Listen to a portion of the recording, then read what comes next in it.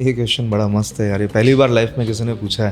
थोड़ा सा जब नॉलेज आ जाता है ना तो उनको लगता है कि मैं फोटोग्राफर बन गया, फिर वो फील्ड में उतर जाते हैं, फिर सस्ती रेट में काम उठाते हैं। देखो पॉइंट क्या हो जाता है, आपके काम से अगर आपको पैसा मिल रहा होता ना तो बहुत से अच्छे आर्टिस्ट हैं जिनके पास आज की तारीख में पैसा नहीं है। आपको बोलने आना चाहिए, आपकी स्किल्स होनी चाहिए कि आप अपने क्लाइंट को कन्विंस कर सको।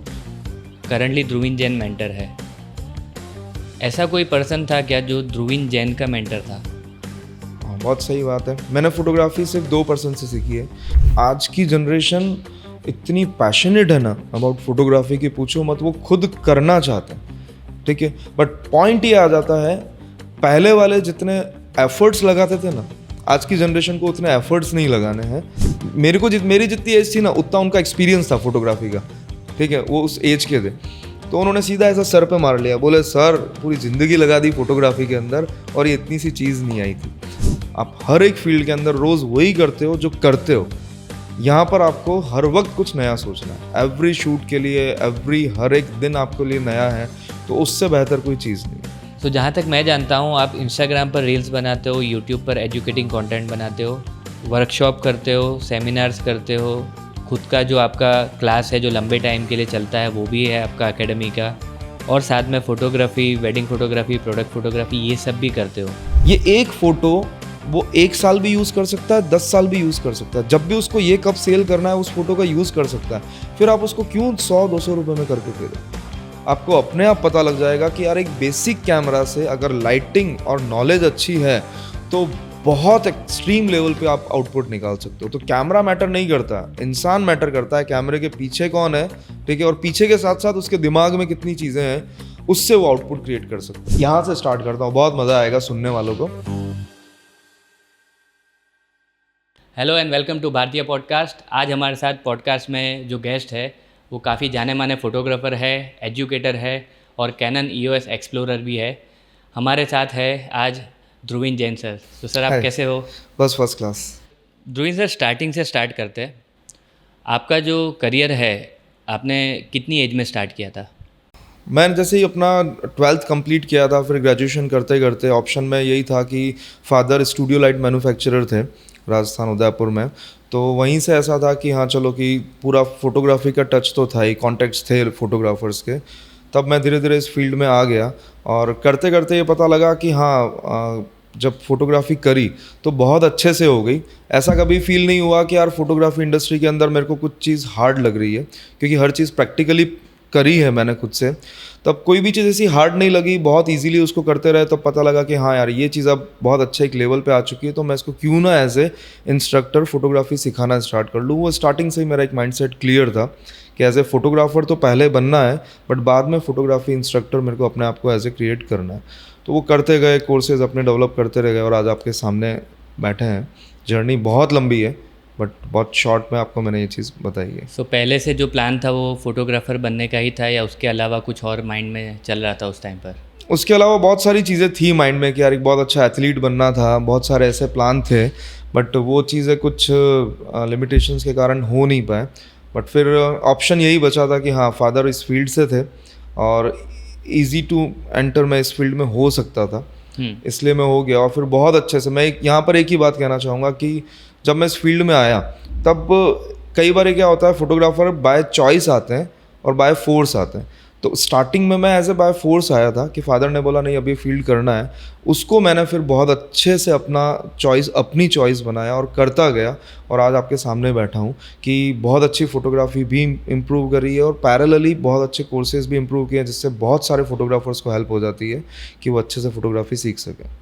आपने जब फोटोग्राफी में आप एंटर हुए, 5 साल में आपने लर्निंग किया, प्लस फोटोग्राफी का जो काम है वो भी किया, और उसके बाद आपने एकेडमी स्टार्ट किया। यस। तो ये 5 साल जो आपका लर्निंग फेज़ था, मेरे हिसाब से आई थिंक जब आप नए थे उस वक्त पे आपका जो लर्निंग था वो आपने किस तरीके से किया? लर्निंग देखो ऐसा है कि जब मेरा सबसे पहला स्टूडियो ओपन हुआ था उदयपुर में, तो तब क्या था कि हमारे पास स्टूडियो लाइटिंग सारी की सारी पड़ी रहती थी, क्योंकि वो सेल करते थे इसलिए रहती थी। तो एक पर्सन के साथ उनका शॉप था, तो वहाँ पे मैंने एज ए पार्टनरशिप स्टूडियो कर लिया, शॉप उनका और इक्विपमेंट्स मेरे, कैमरा वगैरह सारे थे। वहीं से मैंने अपना सीखने की जर्नी स्टार्ट करी। कि कोई भी चीज़ मेरे को, एक चीज़ मेरी लाइफ में ऐसी हुई थी इंसिडेंट कि मैंने एक बार एक स्टूडियो में जाके उस पर्सन से पूछा था, मैं वहाँ पे एक फ़ोटोज़ लेने गया था मेरे फ्रेंड की, उसने क्लिक करवाए थे। तो वो इंसिडेंट मेरा बहुत लाइफ चेंजिंग इंसिडेंट था। तो मैंने वो जस्ट एडिटिंग टेबल पे बैठ के एडिट कर रहे थे और स्टैम्प टूल का यूज़ कर रहे थे। वो मेरे को बाद में पता लगा कि वो स्टैम्पिंग टूल था। तो मैंने उनको जस्ट एक पूछा कि आप ये फेस फिनिशिंग जो कर रहे हो, ये आप स्टैम्प टूल यूज़ कर रहे हो कि कुछ और टूल यूज़ कर रहे हो? तो उसने मेरे को बोला कि नहीं, ये इरेज़र टूल है। तो मेरे को इतना तो पता लग गया था कि यार फेस पे करने के लिए इरेज़र टूल यूज़ नहीं होता, तो वो स्टैम्प टूल यूज़ कर रहा है। और इतना भी समझ में आ गया था कि कोई भी आपको पर्सन सिखाने वाला है नहीं, आपको जो सीखना है खुद की मेहनत करके सीखना है।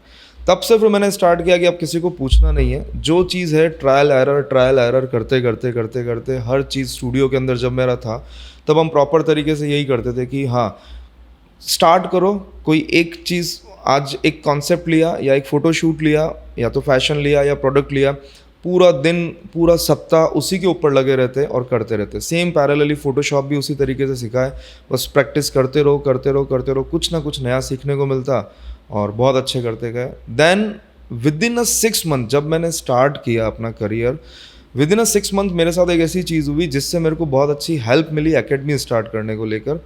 कि मैं लैब में प्रिंटिंग लेके गया था, तब वो बच्चे का एक फ़ोटो था, वो थोड़ा सा शेकी था।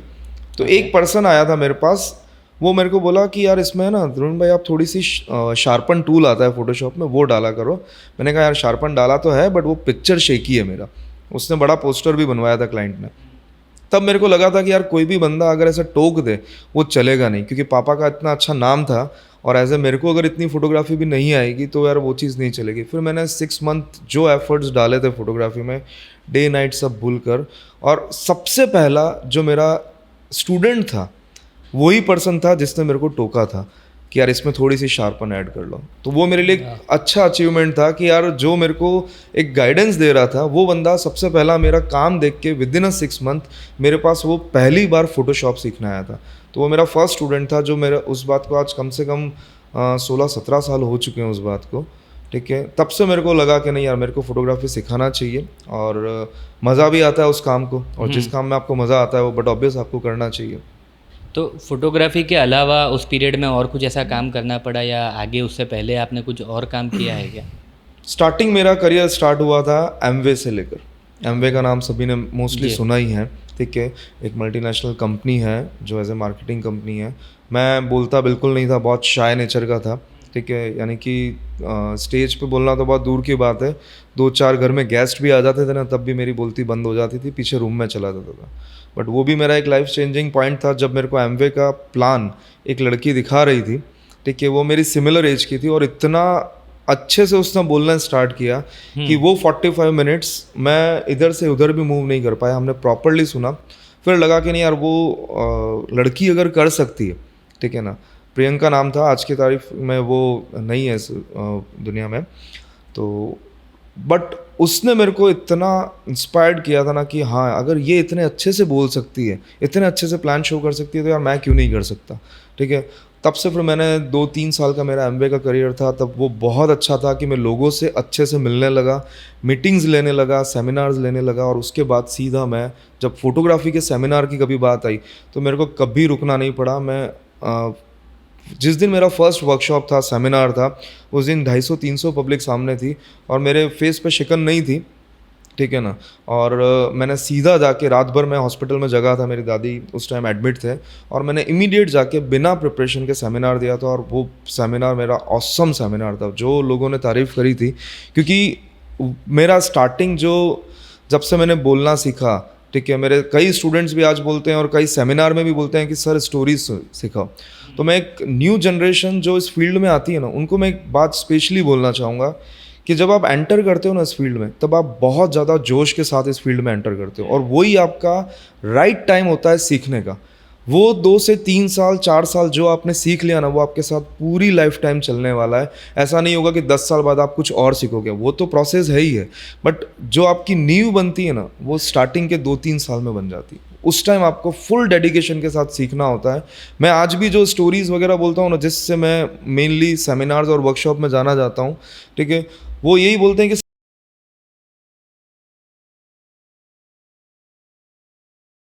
ध्रुवीन जैन करंटली ध्रुवीन जैन मेंटर है। ऐसा कोई पर्सन था क्या जो ध्रुवीन जैन का मेंटर था? हाँ, बहुत सही बात है। मैंने फ़ोटोग्राफी सिर्फ 2 पर्सन से सीखी है। एक मेरे फादर्स हैं, जिन्होंने मेरे को एक टेबल पे खड़े होके 10 मिनट के अंदर अंदर में शटर अपर्चर आईएसओ समझाया था। एक वो, और उदयपुर में एक रेक्स स्टूडियो है, दिनेश भैया हैं, उनके वहाँ पापा मेरे को 1 साल के लिए रख के गए थे।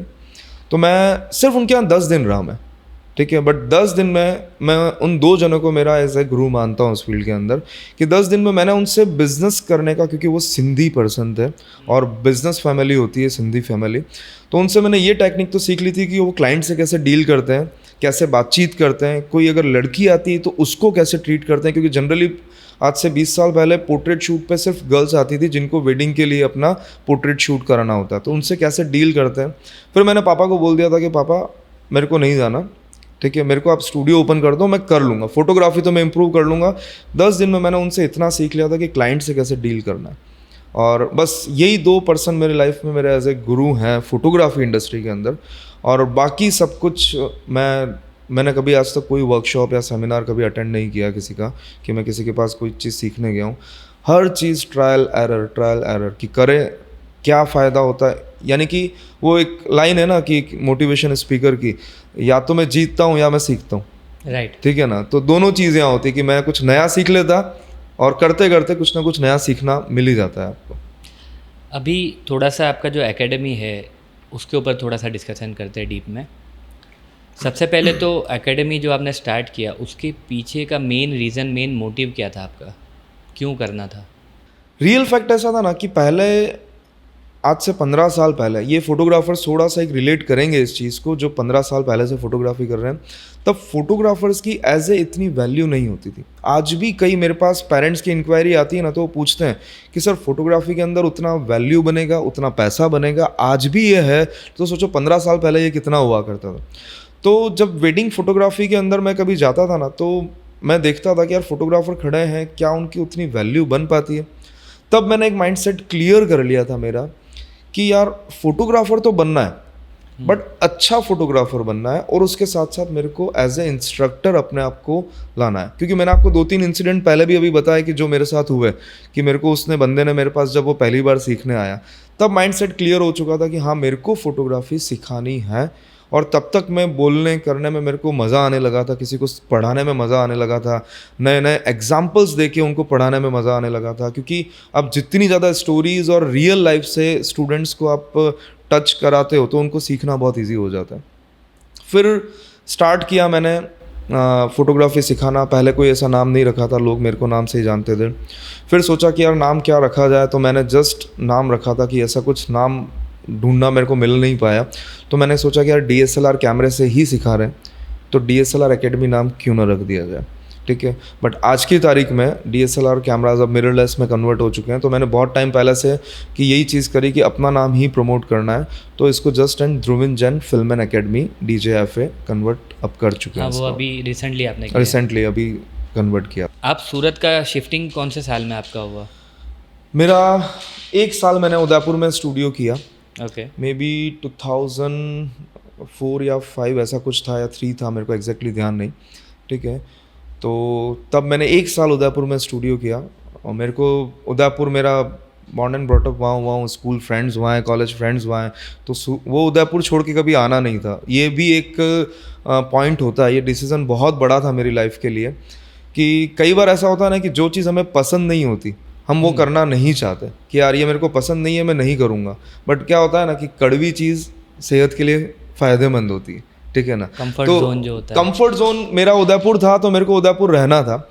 सूरत आया, कोई फ्रेंड सर्कल नहीं था। मैंने पर्वत पाटिया पे एक छोटा सा स्टूडियो खोला था, 10 बाय 30 फीट की शॉप पे, वहाँ से मैंने स्टार्ट कर लिया था। अपने एरिया में मेरा फोटोग्राफी अच्छा हो चुका था, ठीक है, तो अपने एरिया में मेरा एक छोटा नाम भी अच्छा हो गया था कि यार ये फोटोग्राफी बहुत अच्छी करता है। बट फिर एक दिन मेरे माइंड में आया था कि यार अब मेरे को सूरत पापा ने शिफ्ट तो कर दिया है, क्योंकि यहाँ टेक्सटाइल का बहुत बड़ा बिजनेस था, और उदयपुर में सिर्फ वेडिंग के अलावा दूसरी कोई अपॉर्चुनिटी नहीं थी। तो यहाँ पर टेक्सटाइल का था, तो मेरे को पापा ने जैसे यहाँ शिफ्ट किया, तब ऑप्शन ये आ गया था कि यार अब रोते रोते भी ये काम करना है, यहाँ रहना है और और हंसते हंसते भी करना है। अब मेरे पास मौका ये था कि ऑप्शन ये था कि मैं कौन सा चूज़ करता हूँ, तो मैंने ये चूज़ कर लिया कि चलो हंसते हंसते ही करते हैं, जब करना ही है। फिर मैंने उस जर्नी को वापस स्टार्ट किया सिखाने को, और यहाँ पर फिर मेरे पास 2 स्टूडेंट सीखने आए, ठीक है, और फिर ये जर्नी यहाँ स्टार्ट हुई। और वो फिर आपका जो पहला यहाँ पे जो भी आपका वर्कशॉप या आपने एकेडमी में जो स्टूडेंट रखे थे, हाँ, पहली टाइम 2 स्टूडेंट्स आए थे, फर्स्ट टाइम मेरे पास 2 स्टूडेंट्स यहाँ पर आए थे। और उस टाइम पे आपका टीम या आपके साथ कोई था या अकेले ही कर रहे थे सब तब कुछ? मैं अकेला स्टूडियो ओनर करता था, मेरे पास एक लड़का था जो एज ए जॉब पर था, तब मैं अकेला ही था, ओके। ठीक है, और अकेले से फिर मैंने ये जर्नी और स्टार्ट करी। अकेले मतलब रिसोर्सेज वगैरह, क्योंकि इवन कुछ भी करना है हमारी इंडस्ट्री में तो रिसोर्सेज काफ़ी लगते हैं। रिसोर्सेज ऐसा थे कि मैंने जैसे बताया ना, पर्वत पाटिया एरिया पे मेरा नाम हो गया था, जितने भी फोटोग्राफर्स थे दूर दूर तक, तो डिंडोली के 2 फोटोग्राफर्स थे, उन्होंने मेरे बैनर जब बाहर लगे हुए थे वो देखे, बोले यार ये फोटोग्राफी यहाँ करते हैं क्या, बोले इस जगह पे। तो वो मेरे पास आए ऊपर मिलने के लिए, बोले सर आप फोटोग्राफी आपकी है कि नेट से डाउनलोड करी हुई है, क्योंकि लोग पहले यही लगता था। मैंने कहा नहीं, ये मेरे ही क्लिक्स हैं, पीसी में दिखा है। तो उन्होंने बोला हमको सिखाओगे क्या, मैंने कहा ठीक है, मैं ये चार्ज लेता हूँ और मैं सिखाऊंगा। तो वो पहले 2 स्टूडेंट मेरे पास सीखने आए थे, ठीक है। उसके बाद फिर यहाँ पर उनके थ्रू मेरे और कॉन्टेक्ट्स बढ़े लोगों से। यहाँ सूरत में मेरे को कोई नहीं जानता था, फिर धीरे धीरे कॉन्टेक्ट्स बढ़े और फिर नाम हुआ कि नहीं यार ये बंदा अच्छा सिखाता है। एक के थ्रू, एक वर्ड ऑफ माउथ के थ्रू मेरे पास बहुत अच्छे स्टूडेंट्स आने स्टार्ट हो गए। तो उस टाइम पे इनिशियल जब आपका स्टेज था, जैसे आपने बोला कि आपको इतने लोग जानते नहीं थे, उस टाइम पे इस चीज़ को आगे बढ़ाने में क्या क्या दिक्कतें आई थी आपको? सबसे पहली चीज़ तो अपनी इंडस्ट्री की अगर बात करो तो पहले चाहिए कॉन्टेक्ट्स, और वो भी अच्छे, वो थे नहीं, ठीक है, वो बिल्कुल नहीं थे। तब हुआ क्या कि कुछ वेडिंग ऑर्डर्स में एक्सपोजिंग मिली कि जैसे लैब पे प्रिंटिंग जाते थे, उनके थ्रू ये आया कि यार उनके थ्रू एक्सपोजिंग मिली, तो एक्सपोजिंग भी करी, स्टार्टिंग करियर वहाँ से स्टार्ट किया था वेडिंग का। फिर पता लगा कि यार ये सिखाते हैं, तो उनके थ्रू मेरा फर्स्ट जो वर्कशॉप सूरत में हुआ था, ठीक है, वो पिक्टोरियल क्लब है, उनके पास बातचीत पहुँची थी, और फिर वो उसके साथ मैंने फर्स्ट वर्कशॉप वहाँ किया था जो मेरा पिक्टोरियल में था। और मेरे को जो नेम मिला अच्छा, वो नवसारी जब मैंने एक वर्कशॉप किया था, वो भी बहुत ह्यूज लेवल पे था, वो मेरा आज भी यूट्यूब पे मेरे उस पे है, ठीक है ना। बहुत सक्सेसफुल वर्कशॉप किया था, लोगों ने बहुत तारीफ़ करी थी कि यार आपकी स्पीच, क्योंकि मैं सबसे पहले मेरी सेमिनार के अंदर मैं वही चीज़ रखता हूँ कि पहले वाई क्रिएट करवाता हूँ कि आप यहाँ बैठे क्यों हो, ठीक है, देन फिर फोटोग्राफी सिखाते हैं। और लाइव मैंने आज तक जितने भी वर्कशॉप सेमिनार्स किए हैं, मैं प्रॉपरली कैमरा के साथ लाइव वहाँ क्लिक करके दिखाता हूँ, एडिटिंग नहीं, क्योंकि मेरा एक मानना है कि एज एन प्रोफेशनल फोटोग्राफर आपका क्लिक प्रिंट होना चाहिए, एडिटिंग नहीं आनी चाहिए। एडिटिंग के अंदर बहुत सारी चीज़ें आप एडिशनल अगर ऐड करना चाहते हो तो है, अदरवाइज़ आपका क्लिक, आपका फाइनल आउटपुट होना चाहिए, उतने परफेक्ट लेवल तक आपको क्लिक करना है। और स्टूडेंट्स को भी हम यही सिखाते हैं कि नहीं, जितना ट्राई पहले जो मेहनत करनी है पहले क्लिक के टाइम पे कर लो, ठीक है ना। अगर आप दोबारा वापस एडिटिंग में वो मेहनत करते हो तो फिर आपसे बड़ा बेवकूफ़ नहीं कि आप पहले भी मेहनत कर रहे हो और दोबारा वापस एडिटिंग पे भी मेहनत कर रहे हो। तो पहली ही मेहनत को थोड़ा सा अच्छा से कर लोगे तो आउटपुट बहुत अच्छे लेवल पे हो जाएगा। एकेडमी में जब आपने स्टार्ट किया उसके बाद ऐसा कौन सा पॉइंट था जिस वक्त आपको ऐसा लगा कि नहीं, अब ये कुछ सक्सेसफुल लेवल तक पहुंच चुकी है? देखो, मैं मेरे यहाँ 2 टीम मेंबर्स को इंट्रोड्यूस करना चाहूँगा। पहले तो मेरे एक अहमदाबाद से 2 स्टूडेंट आए थे जिन्होंने मेरे को बहुत अच्छा कॉन्टेक्ट्स करा के दिया, मनीष भाई, सतीश भाई करके। वो मेरे पास, मेरी एज उस टाइम 30 से भी छोटा था मैं, ठीक है, 2012 की या 11 की बात है। वो मेरे पास सीखने आए थे। तो पॉइंट ये हुआ कि उन्होंने जैसे ही तीसरे दिन आया ना, तो दूसरी क्लास में मनीष भाई, मेरे को मेरी जितनी एज थी ना उतना उनका एक्सपीरियंस था फोटोग्राफी का, ठीक है, वो उस एज के थे। तो उन्होंने सीधा ऐसा सर पे मार लिया, बोले सर पूरी ज़िंदगी लगा दी फोटोग्राफी के अंदर और ये इतनी सी चीज़ नहीं आई थी, ठीक है। बट उनका वो बड़प्पन था कि उन्होंने वो एक्सेप्ट किया कि मेरे को नहीं आता है। और उन्होंने जब मेरे से कोर्स किया पूरा, उसके बाद उन्होंने मेरे बहुत कॉन्टैक्ट्स कराए, उनके थ्रू मेरे पास मैक्सिमम स्टूडेंट्स आए। सतीश भाई, मनीष भाई आज भी कॉन्टैक्ट में हैं, ठीक है। सतीश भाई हमारे साथ एवरी शूट में हमारे साथ होते हैं। देन सेकंड मेरी लाइफ में एक चेंज आया जब मेरे टीम मेंबर्स में 2 पर्सन ऐड हुए, एक उन्नति पंचाल करके, ठीक है। आज भी वो पूरा मेरा एकेडमी और सारी चीज़ वो हैंडल कर रही हैं। और एक सनी करके बंदा था, उन्होंने बहुत अच्छे से हैंडल किया था, ठीक है। उन्नति तो आज भी एज ए पार्टनर मेरे साथ इस फील्ड में है, ठीक है। एकेडमी का बहुत रोल वो निभाती हैं। शूट होते हैं तो कमर्शियल शूट्स वगैरह होते हैं तो उसके अंदर उनका बहुत सपोर्ट रहता है, कॉन्सेप्ट से लेके आइडियाज़ से लेके सारी चीज़। तो ये ऐसे कुछ पर्सन हैं जिन्होंने बहुत कुछ चेंज लाया है इस एकेडमी को। और ये कह दूं कि हाँ, कि अकेला पर्सन कुछ नहीं कर सकता, आपकी टीम सबसे ज़्यादा ज़रूरी होती है, टीम बिना आप कुछ नहीं, Definitely. ठीक है ना। तो ये मेरी बेस कोर टीम थी जिन्होंने बहुत सपोर्ट किया, रात दिन मेहनत करके। हमने ना दिन देखा ना रात देखा, रात को आए हैं, सुबह वापस कहीं शूट पे जाना है, बाहर वर्कशॉप पे जाना है, रेगुलरली सब रेडी होते थे और करते थे। अभी तक जो ध्रुवीन जैन एकेडमी है उसके थ्रू कितने स्टूडेंट्स अभी तक थ्रू हुए हैं, कोई नंबर है बॉल पार्क कुछ हम?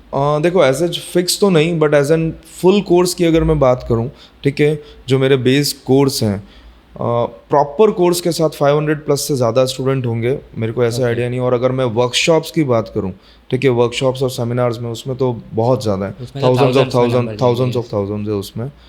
सबसे बड़ा जो स्टूडेंट्स आपके यहाँ पर लर्निंग के लिए आते हैं, उन स्टूडेंट्स में सबसे बड़ा मिसकंसेप्शन फोटोग्राफी को लेके क्या होता है? देखो पहली चीज़ तो ये रहती है, यहाँ पे मैं एक दो बातें ऐड करना चाहूँगा कि एज एन करियर जब स्टार्ट करना होता है ना, तब उनको पता नहीं होता। मेरे पास एक स्टूडेंट आया था, इस यहाँ से स्टार्ट करता हूँ, बहुत मज़ा आएगा सुनने वालों को। मेरे पास एक स्टूडेंट आया था, आज की तारीख में बहुत अच्छा फोटोग्राफर है, बहुत अच्छा, इंडिया लेवल पे उसको अवार्ड भी मिला है, ठीक है। वो जैसे ही कोई भी फ़ोटो देखता ना, वो बोलता वाओ सर क्या पिक्चर है।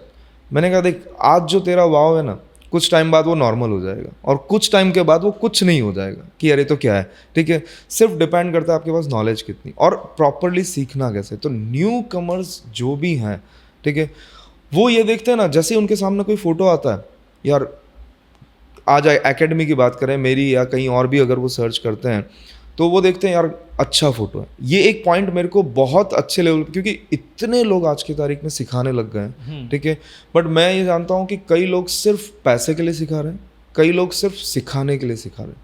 ये आपको चूज़ करना ज़रूरी है, क्योंकि पैसा सिखाने में अच्छा मिलता है, बट ऑब्वियस मिलता है, बट आपको ये चूज़ करना ज़रूरी है कि सिखाने वाले का क्या आउटपुट अच्छा है, कितने प्रॉपर तरीके से वो सिखा रहा है, और सेकेंडरी फोटोग्राफी फील्ड के अंदर कितना बड़ा एरिया है। जनरली अगर फोटोग्राफर से पूछा जाए, मैं आपसे क्वेश्चन ये पूछूंगा कि अगर फोटोग्राफी के बारे में पूछा जाए तो आपके दिमाग में क्या आएगा? Wedding photography, right. इसके अलावा माइंड में कोई और चीज़ नहीं आती। बट यहाँ पर आप अगर आज की तारीख में देखो और कोविड के बाद अगर देखो, आप प्रोडक्ट फोटोग्राफी, सुई से लेके कार तक हर एक का फ़ोटो की ज़रूरत है। मेरा भी यही बेस इसलिए था कि मैं एज ए वेडिंग फोटोग्राफी से, ठीक है, आज भी मैं वेडिंग करता हूँ, ठीक है, बट मैंने अपना एरिया बढ़ाया। जनरली फोटोग्राफर्स के पास पैसा क्यों नहीं हो पाता? क्योंकि एक ही एरिया पे फिक्स रहते हैं। वेडिंग्स दैट मीन्स वेडिंग, 6 महीना किया, 6 महीना आपके पास कुछ नहीं है करने का, ठीक है। अगर आपके पास कमर्शियली भी काम है, दूसरे प्रोडक्ट शूट करते हो, दूसरी चीज़ें भी करते हो, तो आपका एरिया बड़ा हो जाता है। तो कोई भी अगर माइंड में ये चीज़ सोचता है कि मेरे को एक एरिया पकड़ के रखना है, तो वो अपनी इनकम, अपना एरिया खुद लिमिटेड कर रहा है। इसलिए हम हर एक चीज़ सिखाने पे बिलीव करते हैं कि नहीं, आप आए हो तो पूरी चीज़ सीख कर जाओ, फोटोग्राफी भी, सिनेमेटोग्राफी भी, प्रोडक्ट भी, फैशन भी, वाइल्ड लाइफ भी, ईच एंड एवरीथिंग। आपका जो फोटोग्राफी का कोर्स है उसमें आपका जो वेटेज है वो किस तरीके से रहता है? प्रैक्टिकल और थियरी, इन दोनों चीज़ों में आपका जो वेटेज है वो किस तरीके से है? फोटोग्राफी इंडस्ट्री में क्या होता है कि यार बहुत अच्छी फोटोग्राफी तो कर लेते हैं, बट जब थोड़ा सा उनको टेक्निकल चीज़ें को अगर आइडिया लेना हो, उनके पास नहीं होता, ठीक है। तो हम यहाँ पर इवन प्रॉपर तरीके से 30-40% थियोरिटिकल उनको ऐसा एक्सप्लेन करते हैं जो ज़रूरी है, क्योंकि आपकी नींव बन रही है वहाँ से।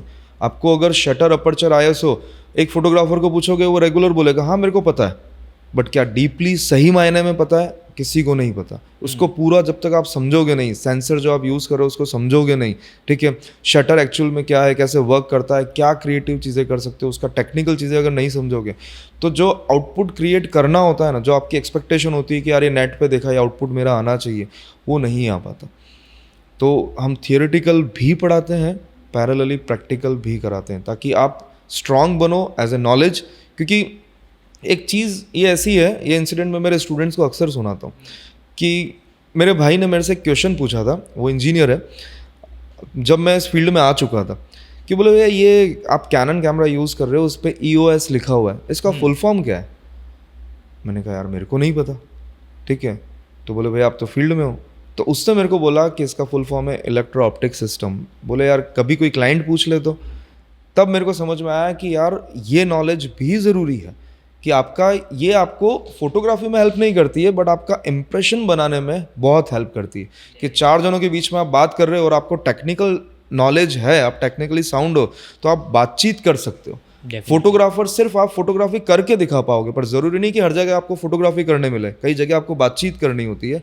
तब आप अगर टेक्निकली साउंड हो ना तो आप बहुत अच्छे से बातचीत कर सकते हो और माइंड के अंदर अपनी इमेज को क्रिएट कर सकते हो।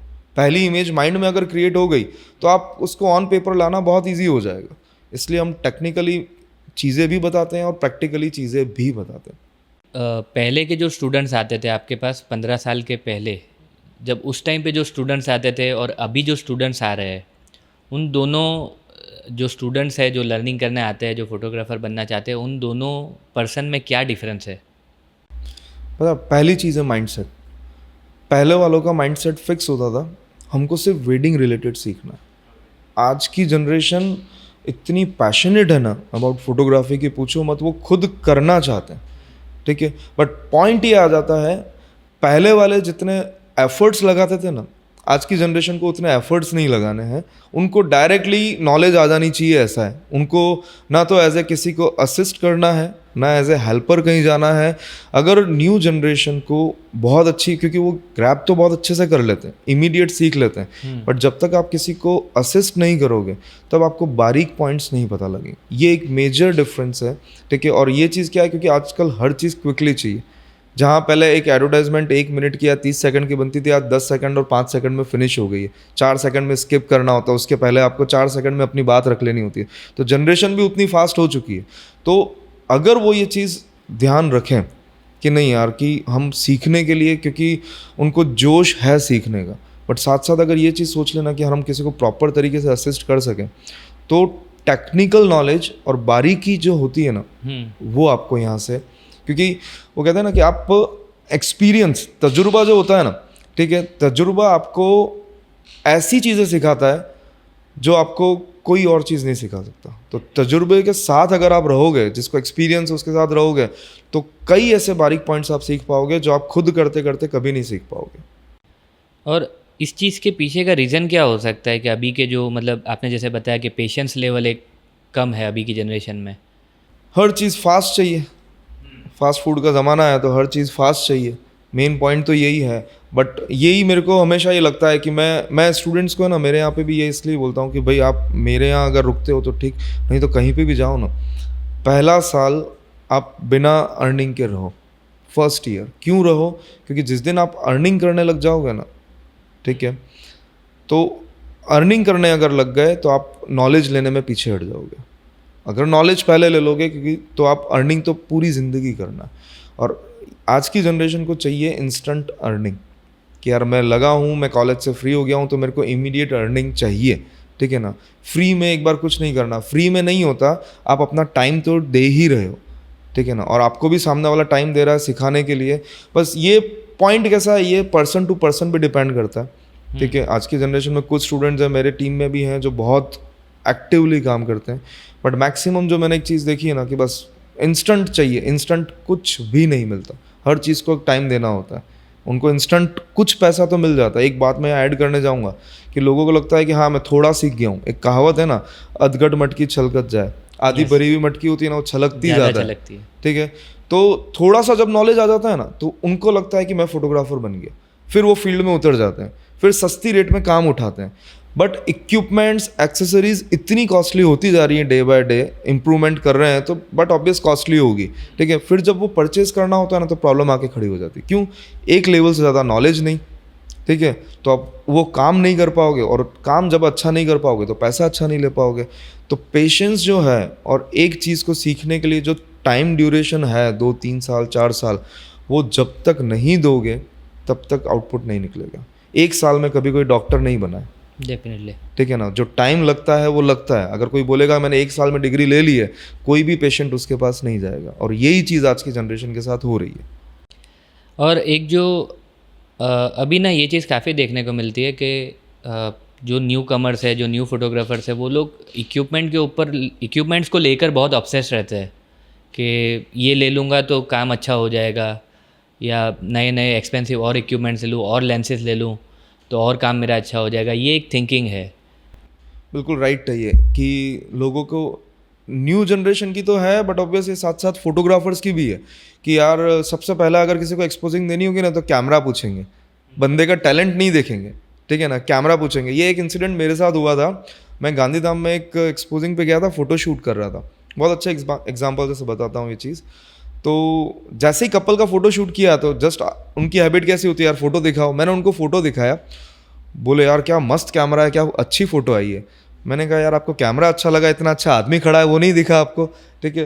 तो कैमरे के पास कोई टैलेंट नहीं है, डेफिनेटली। ठीक है ना, टैलेंट है इंसान के पास। ये 2 इंच की जो जगह है ना, ठीक है ना, यहीं से इंसान आगे बढ़ सकता है, ठीक है। अब फोटोग्राफर, एक सिंपल सा एग्जांपल देता हूँ कि एक न्यू बंदे को, बिगनर को आप बेस्ट से बेस्ट कैमरा 5 लाख की बॉडी दे दो, क्या आउटपुट निकलेगा? नहीं निकल पाएगा, ठीक है। और एक अच्छे ट्रेंड पर्सन को जो नॉलेजेबल है उसको सस्ते से सस्ता कैमरा दे दो, वो आउटपुट निकाल लेगा। फिर भी अगर आपको लगता है ना, तो मैंने एक R10 के ऊपर एक वीडियो बनाया है जो बेसिक कैमरा है, ठीक है ना, एकदम एंट्री लेवल का, और उसका आउटपुट आप जाके एक बार यूट्यूब और इंस्टा पे देखना, आपको अपने आप पता लग जाएगा कि यार एक बेसिक कैमरा से अगर लाइटिंग और नॉलेज अच्छी है तो बहुत एक्सट्रीम लेवल पे आप आउटपुट निकाल सकते हो। तो कैमरा मैटर नहीं करता, इंसान मैटर करता है, कैमरे के पीछे कौन है, ठीक है, और पीछे के साथ साथ उसके दिमाग में कितनी चीज़ें हैं, उससे वो आउटपुट क्रिएट कर सकता है। अदरवाइज इक्विपमेंट्स, आज आपने कई बार देखा होगा मोबाइल से भी बहुत अच्छे फोटोज आते हैं, ठीक है। अब वहाँ पर क्या मैटर करता है? आर्ट मैटर करती है। अब आपके पास कितना टैलेंट है, ठीक है, और टैलेंट सीखा जाता है और अर्न किया जाता है आपकी मेहनत के थ्रू, बाकी वो कभी आपको नहीं मिल सकता। डेफिनेटली। तो ये बात निकली है तो आप लोगों को बता दूं कि ध्रुविन जैन जी का यूट्यूब और इंस्टाग्राम पे काफ़ी बढ़िया प्रोफाइल है, काफ़ी चीज़ें ये फ़ोटोग्राफी के रिलेटेड सिखाते भी है। तो अगर आपको इंटरेस्ट है तो उनकी जो लिंक है वो मैं नीचे डिस्क्रिप्शन में डाल दूंगा। सो ध्रुविन जी, अभी बात करते हैं आपका जो फ़ोटोग्राफी वाला पार्ट है। अभी तक हमने जो बात की वो एज ए एजुकेटर आप जिस तरीके का आपका काम है वो सारी चीज़ें आपसे सीखी। अब मैं जानना चाहता हूँ अभी करंटली आपका फ़ोटोग्राफी में किस पर्टिकुलर एरिया में ज़्यादा कंसंट्रेशन है? देखो मेरे पास एज एन कमर्शियल बहुत अच्छा बेस रहता है, ज्वेलरी शूट मैं करता हूँ, ठीक है, और कोई भी टाइप का अगर प्रोडक्ट शूट है या किसी कंपनी की प्रोफाइल बनानी है, ठीक है, मेरे हिसाब से सूरत में बहुत कम लोग हैं जो ये काम करते हैं। और जब मैंने ये 8-10 साल पहले स्टार्ट किया था तब तो ज्वेलरी शूट वाले यहाँ पे नहीं थे, यहाँ से लोगों को मुंबई ही जाना होता था। और इवन मैंने जब स्टार्ट किया था तो फोटोग्राफर भी मेरे पास आके शूट करा के और अपने क्लाइंट को सर्व करते थे। तो मेरा कमर्शियल बेस बहुत स्ट्रांग है, मैं बहुत अच्छे से कमर्शियली शूट करता हूँ। पैरेलली मैं वेडिंग्स भी करता हूँ, ठीक है, ऐसा नहीं कि मैं वेडिंग्स नहीं करता, मैं वेडिंग्स बहुत सेलेक्टिव अपनी जो चॉइस की होती है कि हाँ मेरे को ये वेडिंग अच्छा लगा है, मेरे बजट के अंदर आई है, मैं उसको ले लेता हूँ। वेडिंग्स और प्री वेडिंग्स हम रेगुलरली शूट करते हैं, यानी कि इन शॉर्ट इंटीरियर शूट हो गया, प्रोडक्ट शूट हो गया, कमर्शियल एडवर्टाइजमेंट हो गई, वेडिंग प्री वेडिंग हो गया, ठीक है, ये सारी चीज़ हम करते हैं। लैंडस्केप शूट हो गए, ठीक है, नेचर फोटोग्राफी वर्कशॉप्स भी हम करते हैं, ठीक है। नाइट टाइम के लिए हम जैसे हिमाचल और महाराष्ट्र इधर वर्कशॉप्स रेगुलर करते हैं कि नाइट फोटोग्राफी के लिए। तो ये सारा सेगमेंट है पूरा। तो इन शॉर्ट अगर बोला जाए ना, फ़ोटो वीडियो रिलेटेड जो सर्विसेज हैं हम आपको प्रोवाइड करा सकते हैं। अभी करंटली आपका जो कंसंट्रेशन है मतलब वो कमर्शियल्स पे ज़्यादा है? कमर्शियल्स पे ज़्यादा है। तो आपका जो ये मतलब एक जो पहले मैंने आपका जब आपका रिसर्च कर रहा था तब मैंने देखा कि प्रोफाइल पे काफ़ी पहले वेडिंग और मॉडलिंग के ऊपर आपका काफ़ी हैवी कंसंट्रेशन था। हाँ, उसके बाद जो है आपने वो शिफ्ट करके धीरे धीरे कमर्शियल पर ज़्यादा वेटेज रखा है। वेडिंग्स वगैरह आप अभी भी कर रहे हो, तो उस शिफ्ट के पीछे का रीज़न क्या है? शिफ्ट के पीछे ऐसे ये नहीं बोल सकते कि मैं एज ए उस पर शिफ्ट हो गया हूँ। कमर्शियली क्या था, वेडिंग्स में देखो स्टार्टिंग से मेरा एक पॉइंट था कि यार आप डे नाइट आपको देना होता है, ठीक है। मेरा एक सिंपल सा लॉजिक है, एक वेडिंग का एग्जांपल लेता हूँ, आप अपने 2.5 लाख रुपए के लिए, ठीक है, मैं क्यों शिफ्ट हुआ उसके पीछे का लॉजिक, और मेरी टीम को भी मैंने ऐसे ही कन्विंस किया था कि यार अपन कमर्शियली थोड़ा सा बढ़ाते हैं। 2.5 लाख रुपए का वेडिंग है, आप कितने दिन तक काम करते हो? जनरली आंसर आएगा 3 दिन या 4 दिन, बट ये आंसर गलत है। आप 6 महीने तक काम करते हो, उसके बाद जब तक आउटपुट नहीं डिलीवर होगा तब तक आप उसके पीछे लगे हुए हो, ठीक है। तो मैं तो 6 महीना तो कम बोल रहा हूँ, फोटोग्राफर्स को अच्छे से पता है कितना टाइम और ज़्यादा लगता है, बहुत ठीक है। ज़्यादा लगता है। ये 6 महीना तो सिर्फ एक बोलने के लिए है, बट उससे बहुत ज़्यादा टाइम लग जाता है। तो आपने 2.5 लाख रुपए का काम किया, 6 महीना पकड़ते हैं, ठीक है। अब अगर आपने कोई कमर्शियल प्रोजेक्ट उठाया है, आपने वो शूट किया, उसकी कॉस्ट भी 2 से 2.5 लाख रुपए है, ठीक है। उसको आप कितने दिन में क्लियर करके दोगे? मैक्स टू मैक्स 7 डेज या 10 डेज आप क्लियर करके आउटपुट दे दोगे, आपका बिल क्लियर हो जाएगा। तो अब आप मेरे को बताओ कि अगर मेरे पास ये 2 ऑप्शन होते तो मैं ज़्यादा प्रेफरेंस किसको दूंगा? बट ऑब्वियस है कि जहाँ मेरे को इंस्टेंट पैसा मिल रहा है, ठीक है, तो मैंने इसलिए वो चूज़ किया। बट हाँ, आज भी मैं सेलेक्टिव वेडिंग साल की 15 से 20 अच्छे बजट की जो मेरे को मिलती हैं वो मैं उठाता हूँ और करता हूँ। ऐसा नहीं है कि मेरी वेडिंग है तो मैं कमर्शियल छोड़ दूंगा या कमर्शियल है तो मैं वेडिंग छोड़ दूंगा, ठीक है। मैं दोनों चीज़ों में प्रॉपर तरीके से आज भी लगा हुआ हूँ। मेरे को अगर वेडिंग भी क्रिएट करनी होती है तो हम पहले प्लान करके करते हैं, और कमर्शियल भी करना होता है तो पहले पूरा कॉन्सेप्ट प्रिपेयर करके फिर करते हैं। कमर्शियल्स में मोस्टली जो बी लेवल की, जो बी कैटेगरी की सिटीज़ है, जैसे कि सूरत है, उसमें एक इशू ये आता है ना कि जो प्राइसिंग है ना वो वेडिंग को मैच नहीं कर पा रहा। पर्सनली मैं मेरा भी अगर आपको एग्जांपल दूं तो कोई भी पर्टिकुलर, क्योंकि कमर्शियल्स में बहुत टाइप की फ़ोटोग्राफी होती है, चाहे फिर वो डायमंड हो, जैसे आपने बताया एक सुई है, बहुत सारे एक फील्ड सुई हैं। की भी फ़ोटोग्राफी हाँ, होती है, बिल्कुल। या फिर उसमें जो प्राइसिंग है वो किस तरीके से करनी चाहिए ताकि आपका जो अर्निंग है वो मेंटेन रहे। एक देखो, प्राइसिंग का पॉइंट ऐसा है ना कि ये कोई, मैंने लास्ट एक ऐसी रील बनाई थी कि मार्केट में मारुति भी बिकती है, मर्सिडीज़ भी बिकती है, ठीक है ना। जिसको जितना नॉलेज है, जिसको जितना काम आता है, और उसके साथ साथ काम के साथ भी आपका एटीट्यूड कैसा है, ठीक है ना, कि आप कितना अच्छा परफॉर्म कर सकते हो। क्योंकि देखो, पॉइंट क्या हो जाता है, आपके काम से अगर आपको पैसा मिल रहा होता ना तो बहुत ऐसे अच्छे से अच्छे आर्टिस्ट हैं जिनके पास आज की तारीख में पैसा नहीं है। आपको बोलने आना चाहिए, आपकी स्किल्स होनी चाहिए कि आप अपने क्लाइंट को कन्विंस कर सको।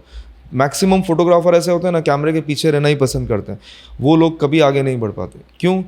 दिखेगा तभी बिकेगा। आपको फोटोग्राफी इंडस्ट्री में हमको खुद को अपने आप को सेल करना होता है, ठीक है। तो जब आप अपने आप को अच्छे से सेल करना सीख गए ना, तब आप बहुत अच्छे अपने रेट ले सकते हो। और एक प्रोडक्ट के फ़ोटो की कीमत, ठीक है ना, कोई नहीं लगा सकता। कोई 10 रुपये में भी कर रहा है, कोई 10,000 में भी कर रहा है, बट वैल्यू ये है कि हमको ये समझना होता है कि ये इस एक फ़ोटो से, जनरली हम रेट कम क्यों देते हैं कि यार काम मिल जाए, बट ये चीज़ नहीं सोचते कि यार अगर मैंने इस कप की एक फ़ोटो क्लिक करके दी है, ठीक है, ये एक फ़ोटो वो 1 साल भी यूज़ कर सकता है, 10 साल भी यूज़ कर सकता है। जब भी उसको ये कप सेल करना है उस फोटो का यूज़ कर सकता है। फिर आप उसको क्यों 100-200 रुपये में करके दे रहे हो? जब उससे वो 10,000 कप सेल कर सकता है और उतना कमा सकता है, तो फोटोग्राफर की मिस्टेक है ना कि काम लेने के चक्कर में, ठीक है, आप रेट कम कर रहे हो और दे रहे हो, ठीक है। तो उससे क्लाइंट को तो बेनिफिट है बट आपको नुकसान है। और एक चीज़ हमेशा स्पेशली मैं यहाँ बोलूँगा कि जो लोग पहली बार कम रेट में काम करते हैं ना, वो सेकंड टाइम रेट बढ़ा नहीं सकते। क्यों नहीं? क्लाइंट आपको यही बोलेगा कि यार पिछली बार तो इतनी रेट में किया था, इस बार क्यों आप बोल रहे हो, ठीक है ना। आप अपने आप पे ला के देखो, आप कहीं कोई चीज़ परचेस करने जाओगे, वहाँ पे अगर आपने वो 100 रुपये की परचेस करी होगी, नेक्स्ट टाइम आपसे 120 मांगेगा या 102 रुपये भी मांगेगा, आप 2 रुपये एक्स्ट्रा खुद नहीं दोगे, तो आपका Definitely. क्लाइंट आपको कैसे देगा? एक और क्वेश्चन मेरा ये है कि आपके पास जब कोई भी प्रोजेक्ट आता है फोटोग्राफी को लेके, तो उस प्रोजेक्ट का आपका जो प्रोसेस है स्टार्ट टू एंड वो किस तरीके से है और किस वे में जाता है? वेडिंग की बात करें कि कमर्शियल? वेडिंग हो, कमर्शियल्स हो, कमर्शियल पे ही बात करते हैं। जनरली तो प्रोसेस बहुत नॉर्मल दोनों में इक्वली रहता है। पहला, अगर मेरे को कमर्शियली करना हो या वेडिंग करना हो, ठीक है, जैसे कमर्शियली होगा ना, मैं क्लाइंट के वहाँ पहले जाऊँगा। मान लो मेरे को एक कंपनी प्रोफाइल बनानी है किसी की, ठीक है। जनरली मैंने लोगों को देखा है जो कंपनी प्रोफाइल बनाते हैं ना, वो उनका प्रोडक्ट क्या है वो ही नहीं समझते, ठीक है। उनको ये लगता है कंपनी का शूट करो, अच्छा सा एक वॉइस ओवर बना दो और दे दो, हो गया। ऐसा नहीं है। जितना वो उस प्रोडक्ट के बारे में जानते हैं, पहले मैं जाके पूरी कंपनी विजिट करता हूँ। मैंने कई मेडिकल इंडस्ट्री की भी बनाई हैं, कई डायमंड इंडस्ट्री की भी बनाई हैं, टेक्सटाइल इंडस्ट्री की भी बनाई हैं। पहले मैं जाके पूरी डिटेल समझता हूँ, 1 या 2 दिन लेता हूँ, क्योंकि कई बार जैसे मेडिकल फील्ड से तो अपने समझ के बाहर की चीज़ है वो, बट एक बार नहीं तो दूसरी बार जाके फिर समझता हूँ, ताकि मेरे को समझ में आए कि किस शॉट को मेरे को कैसे लेना है, किस शॉट की कितनी इंपॉर्टेंस होगी, ये प्रोडक्ट है तो मेरे को इसको दिखाना है कि नहीं दिखाना है, कितना वैल्यू रखता है, उस तरीके से जाके वो समझ के फिर मैं उनको कहीं एक कोटेशन प्रोवाइड करता हूँ। मेरे को एक फर्स्ट मेरा मेडिकल इंडस्ट्री का मेरे को काम कैसे मिला था, उसने मेरे को एक ही बात बोली कि बोले मैंने आपका काम वाम नहीं देखा। उन्होंने सही में नहीं देखा था। उन्होंने बोला कि आप पहले पर्सन हो, मैं 5 लोगों से मीटिंग कर चुका हूँ, ठीक है, उनसे, और आपका बजट अगर बोला जाए ना तो 1/4 का फ़र्क है। यानी कि आपने अगर 1 लाख दिया है तो उनका 25,000 बजट है, बट आपको काम मैं इसलिए दे रहा हूँ कि आपने मेरी कंपनी देखी, मेरे प्रोडक्ट को समझा। बोले किसी ने भी मेरा कंपनी देखने क्या, मेरे क्या बना रहा हूँ वो पूछने की बात भी नहीं करी, ठीक है ना। तो वो एक मेन डिफरेंस आ जाता है कि आपकी जीत वहीं हो जाती कि आप पहले उसके प्रोडक्ट को समझो। आपका क्लाइंट, आज सबके पास बहुत अच्छा पैसा है, किसी को पैसा देने में दिक्कत नहीं होती, ठीक है ना। आप उसको कितना अच्छा सर्व कर सकते हो तब आपको वो उतना अच्छा पैसा दे पाएगा।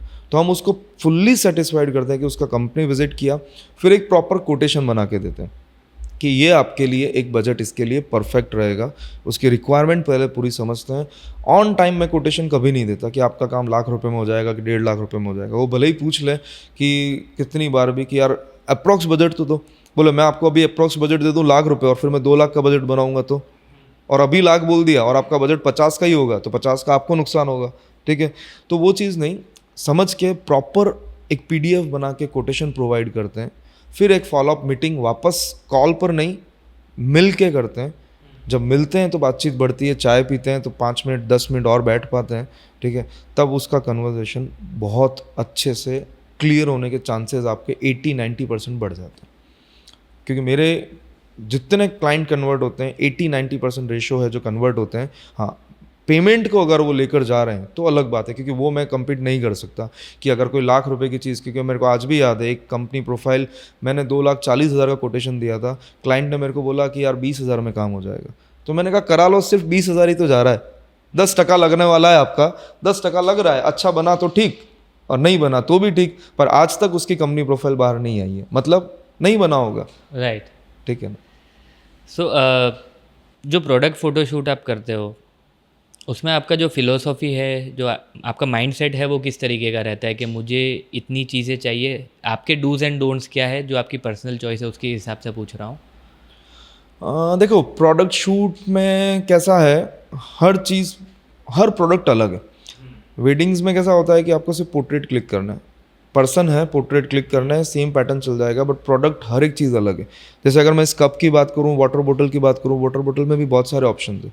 कोई प्लास्टिक है, कोई एक्रिलिक है, कोई कांच की है, ठीक है। तो उसके अंदर, सबके अंदर अलग अलग ट्रीटमेंट है और सबके साथ अलग अलग कॉन्सेप्ट है। इवन कॉन्सेप्ट तो चलो दूर की बात है, आपको वाइट पे भी शूट करना होता है ना, तब भी ज्वेलरी ले लो या प्रोडक्ट ले लो या कॉस्मेटिक प्रोडक्ट ले लो, सबके अंदर लाइटिंग वेरिएशन है। तो पहले तो वो प्रिपेयर करना होता है कि आपके पास आपका प्रॉपर लाइटिंग सेटअप, पेपर्स, जो जो एसेसरीज हमको चाहिए वो सारी चीज़ प्रॉपर, क्योंकि इसमें 19-20 नहीं चलता। 19-20 आप कब चला सकते हो, जब आपके पास लाइटिंग को तोड़ने मरोड़ने का एक्सपीरियंस हो कि यार इसको मैं ऐसे नहीं ऐसे कर लूँगा, तब थोड़ी बहुत कम चीज़ होगी ना तो चल जाएगी। बट इस चीज़ में आप ज़रा सा भी 19-20 अगर करोगे, जब आपके पास लाइटिंग का नॉलेज नहीं है, तो आप वो रिज़ल्ट कभी नहीं ला पाओगे। क्योंकि मैंने कई ऐसे शॉट्स देखे हैं कॉस्मेटिक्स के, एक आप नॉर्मल कंपनी का देख लो और एक बहुत बड़ी कंपनीज के कंपैरिजन करके देख लो, वो सिर्फ फ़र्क है क्वालिटी और क्या इक्विपमेंट, एसेसरीज, प्रॉप्स वो यूज़ कर रहे हैं, उसी का डिफरेंस है बस। तो मतलब एक डिसीजन लाइटिंग को लेकर रहता है मेन डिसीजन लाइटिंग को लेकर है। और एक स्टाइलिंग को लेकर रहता है कि किस तरीके से यस, स्टाइलिंग उसका अरेंजमेंट कैसे आप प्रॉप्स यूज़ करते हो, प्रोडक्ट का प्लेसमेंट कहाँ है, ठीक है। Right. प्रोडक्ट के साथ अगर आप कोई चीज़ एक्स्ट्रा ऐड कर रहे हो तो उसका प्लेसमेंट बहुत ज़्यादा मैटर करता है कि आपका मेन प्रोडक्ट कभी भी पीछे नहीं हो जाना चाहिए। सबसे पहली नज़र, अगर आप आइज़ बंद करके उस फोटो को देखो, पहली नज़र आपकी प्रोडक्ट के ऊपर जानी चाहिए जो आपका मेन प्रोडक्ट है। रेस्ट ऑफ जो प्रॉप्स है वो बाद में दिखने चाहिए, ये सबसे पहली चीज़ होती है। तो उसका अरेंजमेंट्स वगैरह जो भी हम करते हैं वो उसी तरीके से करते हैं। एक क्वेश्चन मेरा ये भी है कि आपका जो एकेडमी है उसमें एक तो जैसे आपने बोला कि फ़ोटोग्राफी, सिनेमेटोग्राफी और काफ़ी आप प्रैक्टिकली भी स्टूडेंट्स को इन्वॉल्व करते हो। जो मेन सब्जेक्ट है फ़ोटोग्राफी का, उसके अलावा आपका जो किसी और चीज़ को लेकर के एजुकेट आप करते हैं, कुछ और सिखाते हैं, पर्सनालिटी डेवलपमेंट है या बोलना है, वैसा कुछ आपका रहता है क्या? देखो ये चीज़ हाँ, ऐसा ही आपने पॉइंट एक बोला है मैं जनरली थोड़ा सा है ना स्टूडेंट्स को मोटिवेट करता हूँ। मैं एक मोटिवेशनल स्पीकर नहीं हूँ, बट मैं स्टोरीज से ज़रूर करता हूँ। पैरेलली हमने रिसेंटली एक चीज़ ऐड करी अपने कोर्स में, सोशल मीडिया एजुकेशन, ठीक है ना, जो बहुत ज़्यादा ज़रूरी है। ठीक है, तो वो हमने एक ऐड किया है ऐड ऑन, ताकि आप अपने पोस्ट को प्रॉपर तरीके से सोशल मीडिया पे प्रमोट कर सको, थोड़ा बहुत उस चीज़ का नॉलेज ले सको। बाकी फ़ोटोग्राफी इंडस्ट्री की तो हम सारी चीज़ें बताते हैं कि फ़ोटोग्राफी हो गई, सिनेमाटोग्राफी हो गई, photo editing, video editing, then film making से रिलेटेड, कि आपको छोटे छोटे से अगर एड्स बनाने हैं जो 10 सेकंड्स के आप देखते हो, उस लेवल के अगर आपको एड्स बनाने हैं तो वो चीज़ें भी हम आपको यहाँ पे फुलफ़िल करा सकते हैं।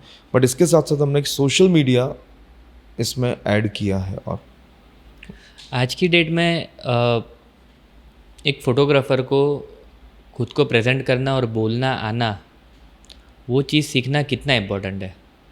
बहुत ज़्यादा, देखो, एक आपने अक्सर ये मोटिवेशनल स्पीकर से सुना होगा, ठीक है ना, कि नॉलेज आपका कई बार 5% मैटर करता है, 95% आपका एटीट्यूड मैटर करता है।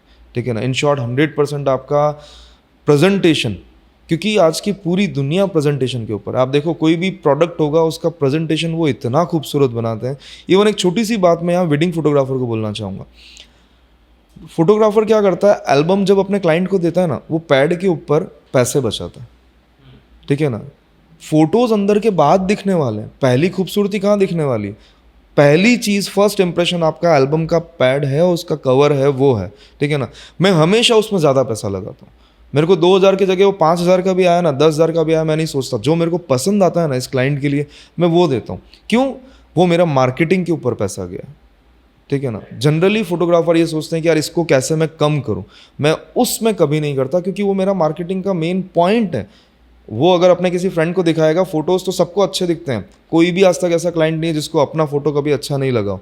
ठीक है ना, बट आपका प्रेजेंटेशन सबसे पहले सुपर्ब होना चाहिए, इवन आपके कोटेशन से लेके फाइनल आउटपुट तक। ठीक है ना, और जब आप उसको कोई चीज़ दे रहे हो, वो तो फ़र्क ज़्यादा नहीं पड़ेगा। एक एल्बम अगर आप साल की 50 वेडिंग करते हो, हज़ार रुपए के पैड अगर अच्छे ले लोगे, 50,000 आपने मार्केटिंग के पीछे खर्च किए, ये सोचो, और उससे आपको कितना काम मिलेगा वो आप अंदाज़ा भी नहीं लगा सकते। ये चीज़ है। तो प्रेजेंटेशन तो हमेशा आपका एक्सक्लूसिव होना चाहिए, क्योंकि उसी से ही आपके काम मिलने के चांसेस बनते भी हैं और बिगड़ते भी हैं। सो जहाँ तक मैं जानता हूँ, आप इंस्टाग्राम पर रील्स बनाते हो, यूट्यूब पर एजुकेटिंग कंटेंट बनाते हो, वर्कशॉप करते हो, सेमिनार्स करते हो, खुद का जो आपका क्लास है जो लंबे टाइम के लिए चलता है वो भी है आपका एकेडमी का, और साथ में photography, wedding photography, product photography, ये सब भी करते हो। तो आपका जो टाइम मैनेजमेंट का फंडा है वो किस तरीके से है? ये क्वेश्चन थोड़ा सा डिफ़िकल्ट है, क्योंकि टफ़ हो जाता है ये सारी चीज़ें मैनेज करना, क्योंकि भागम दौड़ी बहुत हो जाती है उन चीज़ों में।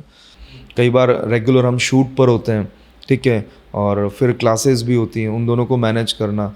तो ये सब चीज़ें कैसे मैनेज हो पाती है कि भाई अल्टरनेट डेज़ हमारी क्लास रहती है। और अभी तो जस्ट मैं यही चीज़ कर रहा हूँ, क्योंकि यूट्यूब पे रेगुलरिटी वीडियोस इसलिए भी नहीं हो पाते कि कमर्शियली हम इतने बिजी हो जाते हैं। कई लोग मेरे को बोलते हैं, अगर आप ये वीडियो देख रहे हो तो आपको एक क्लियर हो जाएगा कि सर आप रेगुलर वीडियोस क्यों नहीं डालते हैं। बट ये होता है कि कमर्शियली इतने ज़्यादा बिजी हो जाते हैं कि आज भी मेरे पास 5 से 7 यूट्यूब के वीडियोज़ पड़े हैं, बट वो एडिटिंग पर नहीं आ पाते। क्यों नहीं आ पाते? क्योंकि पहले क्लाइंट का काम निकालना होगा, फिर जाके ये चीज़ आएगी। तो मैनेज हो जाता है। अभी हमने इस चीज़ को पूरा लाइन अप किया है कि नहीं यार, प्रॉपर तरीके से यूट्यूब, इंस्टा पे कंटेंट जाएगा। क्लाइंट कमर्शियल जो है उसका सेगमेंट बिल्कुल अलग है, और क्लासेस जो हैं, ठीक है, उसको पूरा सेपरेट, यानी कि 3 चीज़ों को अलग अलग डिवाइड किया है। ठीक है, और यूट्यूब, इंस्टा के लिए क्या किया है कि हमने उसको भी एज ए क्लाइंट अब ट्रीट कर रहे हैं। ठीक है ना, तब जाके वो परफेक्शन हमको मिल पा रहा है। सो अगर ध्रुवीन जैन आज वापस से अगर 15-16 की एज के होते, तो क्या कुछ चीज़ें ऐसी है जो वो चेंज करते या कुछ अलग करते? ये क्वेश्चन बड़ा मस्त है यार, ये पहली बार लाइफ में किसी ने पूछा है। अह, तो डेफिनेटली मैं एथलीट बनता। मेरा आज भी पैशन है, मेरे को दौड़ना बहुत पसंद है।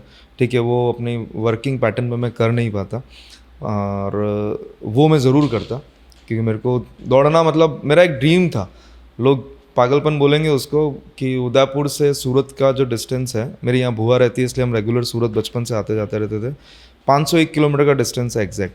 वो मेरे को नॉन स्टॉप दौड़ना था। ये बात मैं बहुत कम लोगों को बताई, बट वो मेरा ड्रीम था। बट हाँ वो अब देखते हैं, पता नहीं अब तो पूरा होगा नहीं, बट हाँ मौका मिला अगर 15-16 साल का हो गया तो इसको तो ज़रूर पूरा करूँगा। पैशनेट था इसके लिए तो मैं बहुत, इसलिए बाकी बट ऑब्वियस अगर फोटोग्राफी तो एक ऑप्शन मेरे पास अगर आता तो मैं इसको ज़रूर चूज़ करता, क्योंकि इससे बेटर फील्ड, ठीक है ना, दूसरा मेरे को नहीं लगता, क्योंकि रोज़ कुछ नया करना होता है। आप हर एक फील्ड के अंदर रोज़ वही करते हो जो करते हो, यहाँ पर आपको हर वक्त कुछ नया सोचना है। एवरी शूट के लिए हर एक दिन आपके लिए नया है, तो उससे बेहतर कोई चीज़ नहीं। क्योंकि अगर यंगस्टर को भी लगता है ना कि यार इस फील्ड के अंदर देखो ईजी भी बहुत है और डिफ़िकल्ट भी बहुत है, आप कैसे इसको ट्रीट करते हो वैसा। मेरे को आज तक फोटोग्राफी करने में कोई चीज़ कभी डिफ़िकल्ट नहीं लगी, क्योंकि मैंने उसको कभी वैसा लिया ही नहीं। मैंने उसको बहुत लाइट वेट लिया कि यार करना है, बहुत ईजीली हो जाएगा, ठीक है। तो ये एक फील्ड ऐसा है ना कि आपको बहुत मज़ा आता है, घूमते फिरते रहते हो। मेरे को दोस्त यही बोलते हैं यार तो हमेशा घूमता रहता है, और मैंने कहा देख घूमते भी रहते हैं और कमाते भी रहते हैं। तो अगर मौका मिलता मेरे को वापस कोई फील्ड चूज़ करने का तो मैं यही चूज़ करता। सिर्फ वो जो रन करना है 500 किलोमीटर का, वो तो एक अलग ही ड्रीम था। वो मौका वो एज ए करियर नहीं होता, वो एक ऐसे ड्रीम था कि हाँ वो होता तो मैं ये चीज़ ज़रूर करता, क्योंकि वो उसी एज में होनी पॉसिबल थी। अब अगर मैं वापस करने का सोचूं तो धंधे से इतना टाइम निकाल के देना पड़ेगा ना, वो प्रैक्टिकली अब पॉसिबल नहीं है। जनरली जो पॉडकास्ट है उसके एंड में मैं ये क्वेश्चन हमेशा सबसे पूछता हूँ कि अगर आज कोई लड़का है, लड़की है जिसे फ़ोटोग्राफी सीखना है, इस फील्ड में आना चाहते हैं, तो उनको आपकी क्या एडवाइस रहेगी कि वो एक सक्सेसफुल फ़ोटोग्राफ़र बन पाए? देखो यंगस्टर के लिए एक एडवाइस मेरी रहेगी, जो मैं पहले भी मैंने थोड़ी हिंट दे दी है, जल्दबाजी ना करें इस फील्ड में, ठीक है ना। ये कुछ सिंपल सा एक हलवा नहीं है कि उठाया खाया और आ गया। हम कोर्स भी अगर 6 महीने 9 महीने 1 साल का करवाते हैं ना अगर कोई, आप उस कोर्स को वो ड्यूरेशन लेके कभी ना चलें।